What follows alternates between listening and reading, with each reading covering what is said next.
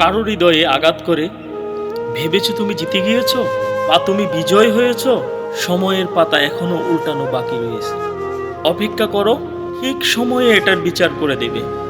কারো অশ্রু ফেলে, অশ্রু বের করে, চোখের পানি বের করে মনে করছো আমি বিজয়, আমার মতো চালাক কেউ নাই। কিন্তু আল্লাহ বলছেন অপেক্ষা করো, অপেক্ষা করো।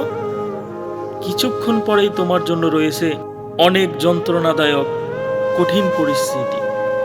সেটা মোকাবেলা করার তোমার কোনো সক্ষমতা থাকবে না।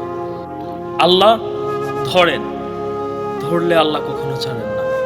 যখন আল্লাহ ধরবে তখন বিন্দু মাত্র ছাড় পাবেন না। আল্লাহ সব কিছু মাফ করতে পারেন, কিন্তু মানুষের চোখের পানি বন্দা অপর বন্দা কে ফেলায় এটা মাফ করতে পারেন না। আল্লাহ বলেছে বান্দার শুধু চোখের পানি আমার জন্য ঝরবে, অন্য কারো জন্য ঝরার জন্য আমি দেই নাই। সেজন্য সাবধান। আল্লাহর জন্য হলো আপনি মানুষকে কষ্ট দেওয়া থেকে বিরত থাকুন, এটি কখনো মাফ হবে না।